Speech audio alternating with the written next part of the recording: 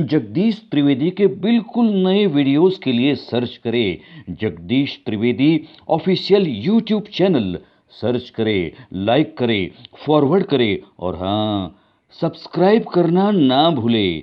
Jagdish Trivedi official channel. નમસ્કાર.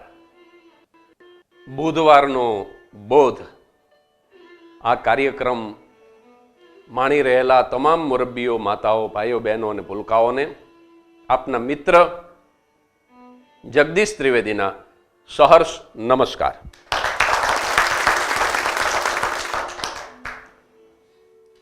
જે વ્યક્તિ પાસેથી કદરની અપેક્ષા હોય, દાદની અપેક્ષા હોય, કિંમતની અપેક્ષા હોય અને જો એ અપેક્ષા ન સંતોષાય તો શું થાય એને સમજાવતો એક સરસ મજાનો પ્રસંગ મને લોક સાહિત્યકારો પાસેથી મળ્યો છે.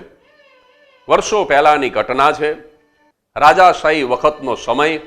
નાનકડું એવું ગામડું પણ કેવું, મારી પોતાની લખેલી કવિતા કે 5 વાગ્યાની પરોડીએ અમે ગાડા હાથી જોડતા, ઢોરાને ધફેડીને ખાવા અમે વેલાહાર છોડતા, ઘંટી અને ગમર બોલોણા પ્રભાતિયા ગાતા હતા અને અમીર તેદી ગરીબોને ખવડાવીને ખાતા હતા, વાવ કુવાન વિરડા તેદી મીઠા પાણી દેતા હતા, વરણ અડારે વગર વેરથી કેવા રાજી રહેતા હતા, નટ મલ અને બજાણિયાના ખેલ ચોરે થાતા હતા અને ત્રીજી પેઢી તેડીને ખભે એ બાબા જોવા જાતા હતા ને ખેતર ઠાલવી ખરા વાડમાં ખેડૂ પરસેવે નાતા હતા ને સાધુન બ્રાહ્મણ ભરીને થેલા તેદી કેવા રાજી થાતા હતા અને ભાત મૂકીને ભારિયા માથે મનડામાં મુસ્કાતી હતી, મોલ ભાળી ઊભા વગડે એ હૈયામાં હરખાતી હતી અને પીડ જોઈને પાડોશીની પડતું આંસુ ખારું હતું.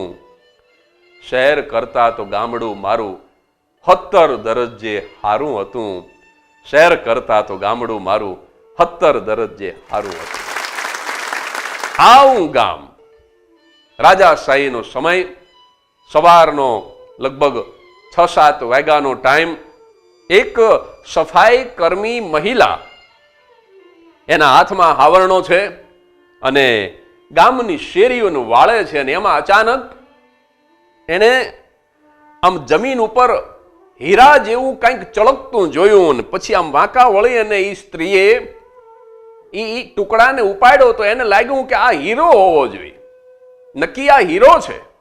અને આમ જ્યાં ઉપર નજર કરી તો રાણીવાસનો ઝરૂખો હતો કે જે ઝરૂખામાં ક્યારેક રાણી સાહેબ આવતા હોય અને ક્યારેક એ પોતાના વાળને હરખા કરતા હોય કદાચ, અને એ વખતે આવો મૂલ્યવાન હીરો કદાચ એ ઝરૂખામાંથી નીચે પડી ગયો હોય એવો વિચાર એ મહિલાને આવ્યો. એટલે તરત જ હાવરણાનું ઘા કરી અને એ હીરાને ઉપાડી અને દોડતી એ ઝવેરીની દુકાને ગઈ અને ઝવેરી હજી આમ હવારનો પોર છે અને અગરબત્તી કરી અને હજી આમ પોતાની આમ દુકાનના થડે બેઠો છે અને ત્યાં આ બાઈ પહોંચી અને ઝવેરીને હીરો આપતા બોલી કે હે ઝવેરી, જુઓ ને આ હીરો તો નથી ને?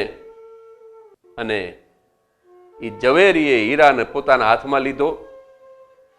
પછી એને વિપુલ દર્શક યંત્રથી, એટલે કે જે સૂક્ષ્મ દર્શક કાચ જે આવે એનાથી આમ બરાબર એ હીરાને જોયો ને હીરાના પહેલ જોયા.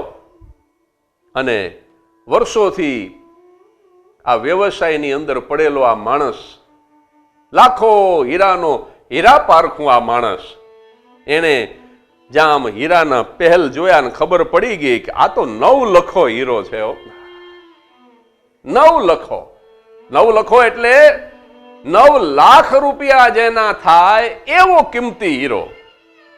પણ ઝવેરીને તરત જ વિચાર આવ્યો કે અત્યારે જો આ સફાઈ કર્મી જે સ્ત્રી છે, જે આ ગામની શેરીઓ વાળે છે, એને જો હું કહી દઉં કે આ 9 લખો હીરો છે તો મારે એને 9 લાખ રૂપિયા ગણી દેવા પડે. એટલે ઝવેરી લાલચમાં આવી અને ખોટું બોલ્યો કે શું હવારના પોરમાં આવા કાચના કટકા લઈને હાલ્યા આવો છો? એમ કરી અને 9 લખા હીરાનો દુકાનમાંથી આમ બજારમાં ઘા કરી દીધો. પેલી જે બાઈ હતી ને એને વિશ્વાસ આવી ગયો કે આ કાચનો કટકો હશે એટલે તરત જ હાલતી થઈ ગઈ અને હાવેણો લઈ અને પાછી એ તો મંડી બજાર વાળવા. પણ થોડીક વાર પછી જેવી બાઈ જતી રહી એટલે ઓલો ઝવેરી ઊભો થયો બજારમાં ઘા કરેલા હીરાને લેવા માટે. અને 9 લખા હીરા માટે એમ કહેવાય કે ઈ હીરો જો તમે લોખંડની એરણ ઉપર મૂકી અને એના ઉપર આમ ઘણનો ઘા કરો તો મેં એવું સાંભળ્યું છે કે કાં ઈ હીરો ઉડી જાય ને કાં તો ઈ એરણની અંદર ખૂંચી જાય પણ હીરો ભાંગે નહીં સાહેબ. ઘણના ઘા મારો તોય ઈ હીરો તૂટે નહીં. પણ ઝવેરી જેવો ઊભો થઈ અને રોડ ઉપર ફેંકેલો એ 9 લખો હીરો લેવા જાય અને આમ જ્યાં જોયું ત્યાં તો રોડ ઉપર સહસ્ત્ર કટકા હીરાના પડ્યા છે. 1000 ટુકડા થઈ ગયેલો હીરો પડ્યો છે. ઝવેરીને આઘાત લાગ્યો અને ઝવેરીને થયું કે મારી નજર છે ને ઈ મૂલ કરવામાં કોઈ દિવસ થાપ ન ખાય. મેં મારી જિંદગી હીરા પારખવાની અંદર વિતાવી છે. ઈ 9 લખો જ હતો અને 9 લખો હોય તો આવી રીતે તૂટે નહીં. એટલે ઈ જે 1000 કટકા હીરાના પડ્યા હતા એમાંથી એક કટકો ઉપાડીને ઝવેરી રોવા માંડ્યો. ઈ કે હીરા હું ઝવેરી લાખો હીરાનો હીરા પારખું, મારી નજર થાપ ન ખાય. તું હાવ સાચું કહેજે, તું તૂટ્યો કેમ? આ કાલ્પનિક પ્રસંગ છે, લોક સાહિત્યનો પ્રસંગ છે. એટલે કવિ છે ને ઈ હીરાના ટુકડા પાસે પછી સરસ મજાની વાત કરાવે છે. સજીવારોપણ અલંકાર જેને કે ઈ હીરાનો ટુકડો બોલ્યો કે ઝવેરી હવે સાંભળ હું શું કામ તૂટ્યો. પેલી બાઈ તો સફાઈ કર્મી હતી. આ હીરાને પારખવા એનો વિષય નહોતો. એટલે ઈ મને કાચનો ટુકડો સમજી અને તારી દુકાને ફેંકીને જતી રહી એનું મને જરાય દુઃખ નથી થયું. પણ તું તો લાખો હીરાનો હીરા પારખું. તારી પાસે અમારી કિંમતની અમારે અપેક્ષા હોય, અમને તારી પાસે કદરની અપેક્ષા હોય. તારા હાથમાં આવીએ ને એટલે 9 લાખ રૂપિયા અમારી કિંમત થાય એવી અમને અપેક્ષા હોય. અને એવો લાખો હીરાનો હીરા પારખું જેથી અમને કાચનો કટકો કહી અને આમ ધૂળની અંદર ફેંકી દે ને ત્યારે અમારું હૃદય ચિરાય અને એના સહસ્ત્ર કટકા થઈને પડ્યા છે. કારણ કે જેની પાસે મેં શરૂઆતમાં કીધું ને કે કદરની અપેક્ષા હોય, જેની પાસે કિંમતની અપેક્ષા હોય, એ જ્યારે તમને કાચના કટકા હીરા હોય અને કાચના કટકા કહીને જો ફેંકી દે તો માણસના હૃદયના પણ કદાચ આવા જ ટુકડા થતા હોય છે. ભગત બાપુ પદ્મશ્રી દુલાભાયા કાગની એક અમર કવિતા છે કે માથે ઓઢી ઓઢણી અને પગે બાંધી ઘૂઘરા અમે નટી રે બનીને પડમાં નાચ્યા પણ જોનારા કોઈ અમને ન મળ્યા.